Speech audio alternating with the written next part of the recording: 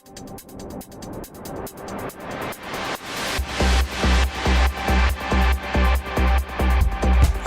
into your seats and get ready.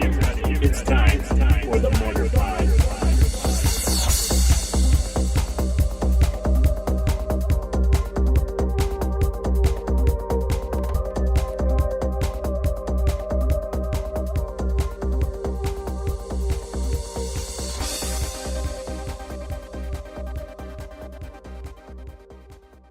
Hey everybody, Alex Stephenson from SeemsGoodMagic.com here. Welcome to this week's episode of the Mortarpod. Mortarpod is a weekly podcast where I present to you, the viewer and or listener, with a custom Magic the Gathering set that I've made based on suggestions of movies, TV shows, video games, books, all sorts of different fiction, nonfiction. Doesn't matter. I haven't really done nonfiction yet, but all the fiction ones are really good. I'm really proud of all of them. They're getting more difficult to make. You know, I only have so much creative energy, so it's tough to come up with new mechanics and stuff like that. But they work really well, and people have been sort of reaching out and appreciating them. So let's do this week's. This week's a doozy.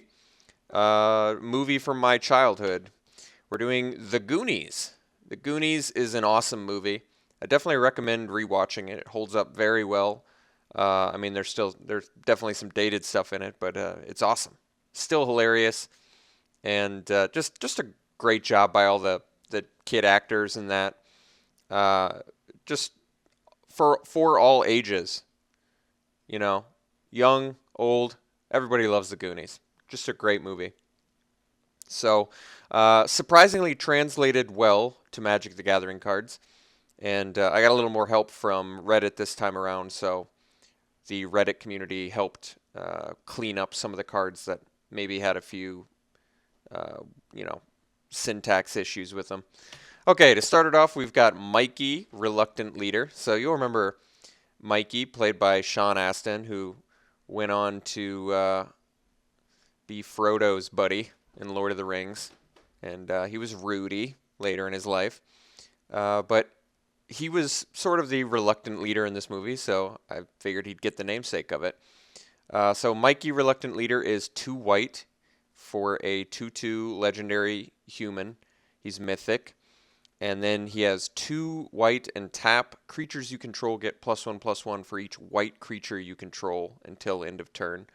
And then the flavor text on it is, "Look how far we've come. We've got a chance." So Mikey actually has a couple sort of uplifting speeches to the other Goonies in the movie, so he definitely took on the leader role. I feel like I gave him a mechanic that we've seen in similar abilities in White before, but maybe not like this. Mirror Entity is an example of sort of a lord that let you just pump as much mana as you could into it and turned all of your creatures into that. And Macias the Lunarch, came in with a bunch of counters, and then he could tap and distribute them on other ones. So Mikey is the new iteration of that. He boosts. He has an Anthem effect for all your white creatures, but it's equal to how many white creatures you have. So it's almost like a coat of arms for white creatures in his ability, which is definitely very good. But he's mythic, and he's a legend.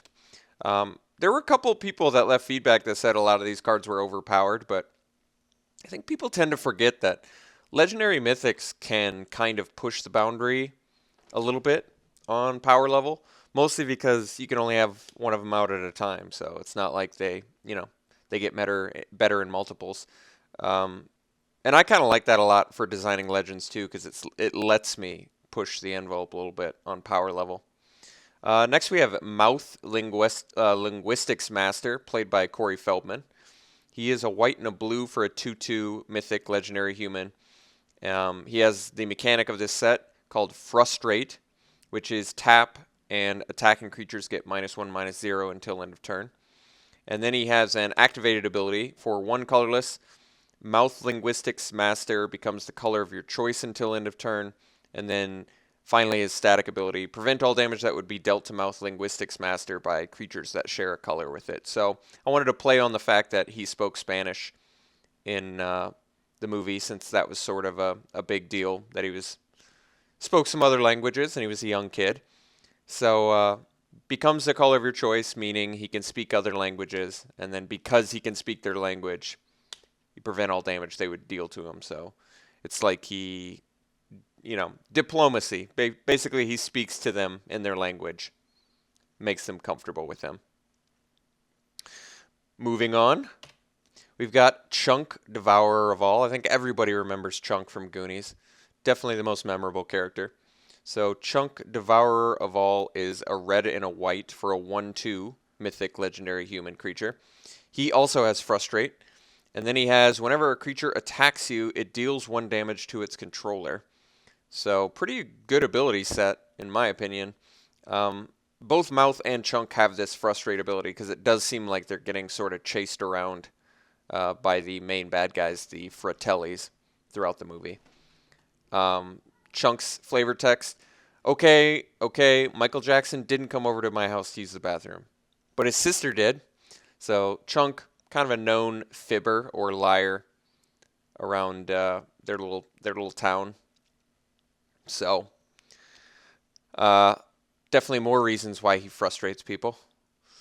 Okay, so the next card is Truffle Shuffle, which early on Mouth basically makes Chunk do the Truffle Shuffle in order to gain admittance into Mikey's house.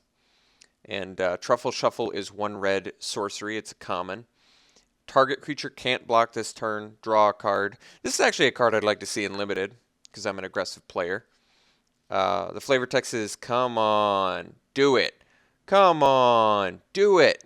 And then he does the Truffle Shuffle, which is basically just him shaking his big fat little boy belly and writhing around a little bit.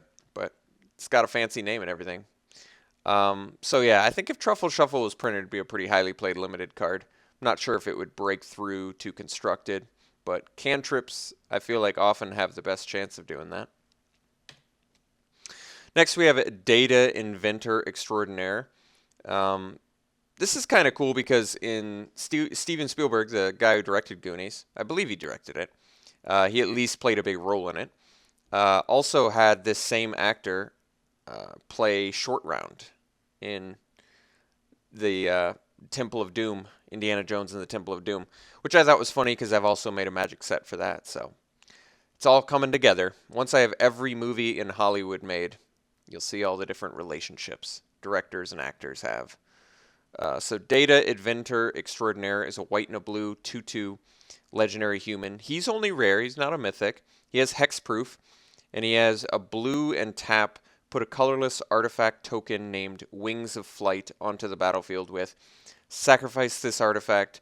Target creature gains flying until end of turn. So this is actually the first time you see Data in the movie. He uses the Wings of Flight to fly into Mikey's house and break his screen door, much to Mikey's chagrin, and Mikey's mom's chagrin for that matter. So Data, turns out, is not the best inventor, certainly an amazing inventor for how young of a child he is. But he has the bully blinders, which are basically bright lights that blind people. He has like a punching bag that comes out of his stomach. He has these Wings of Flight. He has the Pinchers of Peril, which you'll see later in the set. He has cool names for his inventions and cool inventions themselves that help out the Goonies. So Data's a pretty cool character in the movie. So now that we've met all the Goonies, they just find out that they're all going to have to move away. Their neighborhood is been sold, and they're all going to have to move away from each other, and they're best friends for life, so they're very sad about it. They're trying to find a way to make money, and they find out in Mikey's attic that around there, One-Eyed Willie, the legend of a... They actually find out about a man named Chester Copperpot, who's sort of a, scavenger, a treasure hunter, who's looking for an old pirate named One-Eyed Willie's treasure. And supposedly it's in the neighborhood of where they're at. So using a tool, a doubloon that was in Mikey's attic, they're able to pinpoint the location of where One-Eyed Willie supposedly crashed. And that's when they first run into the Fratellis, who are Mama Fratelli, Jake and Francis Fratelli, her sons. And they're basically just, mob, stereotypical Italian mob people. And Jake has just recently escaped from prison. So Mama Fratelli and Jake and Francis are holed up in this same spot that the Goonies coincidentally show up at. And Mama Fratelli, I don't know the actress's name, but she was also in Throw Mama from a Train. And she's just got craziest voice you've ever heard. So I definitely recommend looking up videos of her if you've never been exposed to her before. So Mama Fratelli is a mythic. She's 1 and 2 black for a 2/3 legendary human. And she has an activated ability, 1 and 2 black tap. Target opponent loses 1 life for each creature he or she controls. So I had a similar ability in my Final Fantasy II set. And I do kind of want to see this ability on a creature. You don't see it very much at all. Something that comes close, I guess, is like Biorhythm. Actually, Rakdos Charm has it where each player loses life for each creature they control. So maybe they just sort of shy away from that ability because it's too strong, or they believe it might be too strong. I mean, it's only strong in certain matchups. In some matchups, it's completely dead. So I guess there's a lot of variance in that activated ability, but it was hard for me to come up with a flavorful thing that would represent Mama Fratelli well. But I figured since she could use one of the kids as ransom for the other, it did sort of punish the Goonies that they all had to be involved.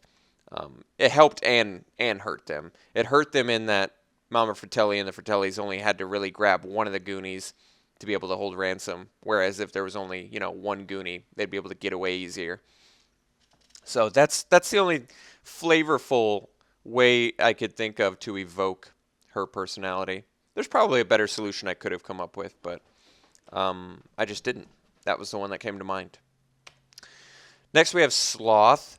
A quick funny story about Sloth. My uncle actually played college football with the actor who played Sloth. His name is John Matuzak. He's dead now, but I always thought that was kind of cool that I had a little bit of a, it's pretty far removed relationship, but that in some way I was connected to the actor who played Sloth. I always thought that was cool. And no, he looks nothing like he does in Goonies. In Goonies, he has a very deformed, disfigured face, and he's the son of Mama Fratelli as well, and he's very enormously big and very strong. And he befriends Chunk throughout the movie and actually changes sides and becomes a good guy, which is very cool and it's got to be the most memorable character from the movie, right up there with Chunk. So Sloth is 1 colorless, 2 red, and a white for a mythic legendary human. He's a 6/5, Intimidate, Trample. When he enters the battlefield, gain 1 life for each white creature you control, and Sloth can't attack or block alone. And then the flavor text is, Sloth love Chunk. Sloth does love Chunk very much. So originally I had him where he didn't have the downside, but people said he was too good. And yeah, they might have been right. So can't attack or block alone, but Intimidate, Trample is also a very weird mashup because Intimidate usually means you're either blocked or you're not blocked. You know what I mean? If they share a color. But in this case, even if they can block him, because he's got the Intimidate, he can still trample over top of them. So the trample, a little bit unnecessary almost in Sloth, but I think it represented flavorfully, which is more important, mind you, with these sets, in my opinion. I thought it worked well that he would trample over dudes because he's so big. And he enters the battlefield and gains 1 life for each white creature you control because he works with the Goonies, so he comes in and gives you some benefit for working with the good guys. But yes, 4 mana, 6/5s, Intimidate, Tramples, even at Legendary, is pretty good. So he does have a bit of a downside now. Next, we have Remains of Chester Copperpot. So they eventually find a secret passage inside of the building, and that the Fratellis are holed up at, and stumble upon Chester Copperpot's skeletonized body. They find a clue on it that sort of lets them continue to lead and find paths on their way to One-Eyed Willie's ship, which is called the Inferno. So I wanted the Remains of Chester Copperpot to be a way to sort of find that ship, which is a card you'll see in a bit. So Remains of Chester Copperpot is 1 blue instant. It's an uncommon. Search your library for an artifact card and reveal that card. Shuffle your library, then put that card second from the top. And the flavor text is Chester Copperpot. Missing while in pursuit of local legend. Reclusive scavenger claims, I have the key to One-Eyed Willie. So this card's kind of a mashup of Mystical Tutor and Long-Term Plans. So Long-Term Plans was 2 and a blue instant, and you could search for any card in your deck and put it 3 cards from the top. And Mystical Tutor was 1 blue, and it let you search for an instant or sorcery and put it on top of your library. So this is sort of a little meet halfway in between. It searches for artifacts rather than instants and sorceries, which blue can still do. And it puts it second from the top rather than the top. So still a little bit slower, but still a pretty good tutor effect, I think. Certainly not overpowered. Okay, next we have the Pinchers of Peril. This is one of Data's inventions, and I wanted to put that in artifact form. So after they find the Remains of Chester Copperpot, Data actually falls into a trap and would die by falling on spikes were it not for his Pinchers of Peril, which looks like a set of toy dentures tied to like a slinky that basically, boomerangs him back up. And the Pinchers of Peril in magic form are 1 colorless artifact. They're uncommon. Then they are 1 and tap, remove target attacking creature you control from combat. So we've seen that ability before on the Gust Cloak creatures. And so basically it's just granting a Gust Cloak sort of style ability.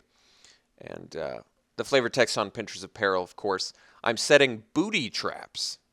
Yes, Data says booty traps, and then he's corrected, of course. And that, frustrates him that he's being called on mispronouncing words. Next we have Goonies Never Say Die. So while they're still searching, they stumble upon a wishing well. And they know where that location is now in the town they're from. And they're about to leave, but Mikey does a really heartfelt speech about why they need to stay and finish that quest. And so Goonies Never Say Die is 1 white instant. It's uncommon. White creatures you control gain indestructible until end of turn. And then the flavor text is, down here it's our time. This is our last chance. And that's a quote from Mikey. So taking a cue from Brave the Elements, instead of giving a protection from a color, I wanted to see what a 1 white instant, white creatures you control gain indestructible until end of turn would do. I still think this card just bordering on possibly overpowered, only because it's a 1 white way to protect against any sort of board wipe effect, whether it be red damage that Brave the Elements could do, or Wrath of God, or Supreme Verdict. It's pretty powerful. But I figured it flavorfully evoked what happened in that scene. He sort of emboldened all of the Goonies to want to finish that quest, thereby making them indestructible. Until end of turn, of course. Next we have Willie's Inferno. So they finally, after Mikey's speech, they find the ship. And Willie's Inferno in magic form is 4 colorless. It's a legendary artifact, and it's rare. Whenever a creature you control would die, exile it instead. And then you can pay 2 colorless and return target creature card exiled with Willie's Inferno to its owner's hand. So kind of a cool way to renew your creatures and get some extra value out of them. You have to be careful with cards like this because sometimes creatures that come in and generate a certain amount of mana, if you were to have some sort of way to renew them, like Willie's Inferno does, you can get infinite mana potentially easier. Ashnod's Altar was a card that there were ways to break it where you could get infinite mana. But in the case of Willie's Inferno, since it costs you 2 extra mana on top of the card's, the creature's mana cost to recast it, and it has to die, and it's a legendary artifact, I don't think it's overpowered. So this would be a cool card to see printed, and I think flavorfully, it evokes it a little bit of what I wanted to do. The ship eventually ends up leaving its little hidden away spot and floating out into the water. So that's sort of what I was trying to evoke with it flavorfully. And finally, we have the Treasure of One-Eyed Willie. So Mikey finds One-Eyed Willie in his little treasure room inside of the ship. And people are, grabbing all of the gold and all of the pearls and all of that. But Mikey, just on some intuition, leaves... One-Eyed Willie is sitting in front of some scales, and there's treasure on the scales. And Mikey says, you can take everything in the room, but don't take that. That's Willie's. And it turns out Mikey was very much correct in saying not take that, because it turns out when the Fratellis get in there, that they just take it right off those scales, which then sets a trap, having the entire cave sort of fall in on itself. So the Treasure of One-Eyed Willie is 1 colorless, a blue, and a black. It's an enchantment. It's also rare. And it has a blue and a black, draw a card, then you lose 2 life unless you discard a non-land card. And then the flavor text is, load up anything you can put in your pockets, except that's Willie's. Mikey's line. So if you haven't noticed already, I designed this card based on the card Greed, but I wanted to give the player more options. So in order to do that, I was going to have to change a couple things. So I added blue to it instead of Greed, which was mono black. This is blue and black. And I added an extra mana you have to pay to activate the ability. Greed was only 1 black. This is a blue and a black. But you do get the added benefit of either choosing to draw a card and lose 2 life, or draw a card, and if you don't want to lose 2 life, you can discard a non-land card. I could have made it discard any card, but I had some concerns about that, so I did make it a bit weaker by making it non-land cards. But I still like this card, and I think it would function very well for control decks or mid-range decks, possibly even aggressive decks that want to beat control or something like that. So I'd be very interested to see how Treasure of One-Eyed Willie played. But yes, I designed it based on Greed. So I believe that's everything from the Goonies set. Not sure exactly what set I'm doing next week yet, but I definitely recommend you go out and watching Goonies if you haven't. It's a wonderful movie. And if you have seen Goonies, I hope this set brought back some nostalgic memories for you. All right. Well, we'll see you next week. Thank you for watching.